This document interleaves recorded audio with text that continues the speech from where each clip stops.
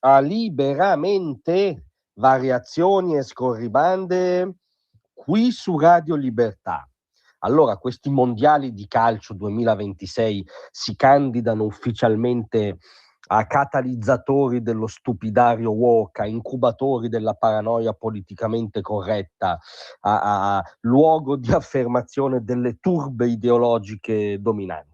Da principio, lo sapete, c'è stato lo psicodramma sul fatto che erano i mondiali suprematisti, perché erano i mondiali, diciamo, dell'America trampiana, e quindi lo scandalo per il fatto che addirittura a una manifestazione sportiva di richiamo internazionale che genera afflusso da tutto il mondo, si tenessero addirittura dei controlli, ci fossero addirittura delle procedure di sicurezza incredibili, chiari segnali di nazismo incipiente. L'ultima straordinaria, surrealista polemica è quella sull'arbitro che ha fatto il gesto dei suprematisti bianchi. Sì, è come dire una polemica che non solo ha seriamente tenuto banco, ma è stato anche avviato un procedimento di verifica della FIFA su questo reprobo che avrebbe fatto questo gesto inequivocabile, poi archiviato perché probabilmente anche i burocrati della FIFA si sono scontrati sulla soglia del ridicolo. Ma la polemica ha riguardato l'arbitro VAR australiano Shaun Evans, che è stato beccato in un frame all'interno della sala VAR mentre faceva una riunione preparatoria coi colleghi, in piedi con il braccio lungo il fianco, le dita della mano destra che avrebbero formato un ok rovesciato, diciamo, no? Col il cerchio dell'ok rovesciato, che sarebbe un segno inequivocabile che dal 2017 apprendiamo è usato dai membri dell'estrema destra per comunicare tra loro la comune appartenenza al white power.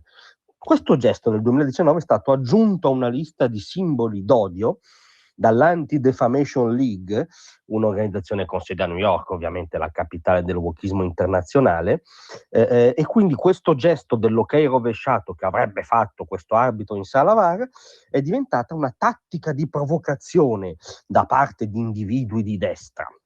Ora Evans è una varista molto esperto, ha 38 anni, è iscritto all'elenco degli arbitri FIFA dal 2017, non si capisce bene perché avrebbe dovuto fare il gesto del suprematismo bianco.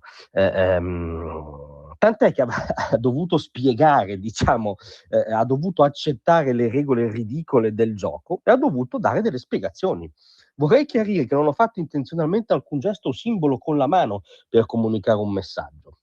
L'unica spiegazione che posso offrire è che il movimento è stato un tic involontario e subconscio e non mi sono reso conto di averlo fatto. Le immagini scattate successivamente durante la partita mostrano che ho ripetuto questo movimento molte volte, tenendo una penna tra le dita, cioè una sorta di gesto, di tic, girandosi la penna tra le dita, insomma, non un segno di appartenenza di quest'arbitro al Ku Klux Klan. La copertura mediatica successiva non rispecchia affatto chi sono. Poi serve la pubblica ammenda e le scuse perché ovviamente questo neostalinismo soft è sempre stalinismo, cioè bisogna comunque offrire l'autocritica pubblica. Certo, capisco come il gesto sia stato interpretato e me ne dispiace, tuttavia voglio essere molto chiaro e affermare categoricamente che non ho fatto consapevolmente il simbolo con la mano in questione. C'è stato un procedimento, hanno dovuto probabilmente fare il VAR del gesto del varista, una sorta di VAR ideologico al quadrato, alla fine, come dire, si sono appunto arresi alla soglia minima del ridicolo e il procedimento è stato archiviato, ma per un giorno ha tenuto banco la polemica del varista suprematista che fa il gesto del white power.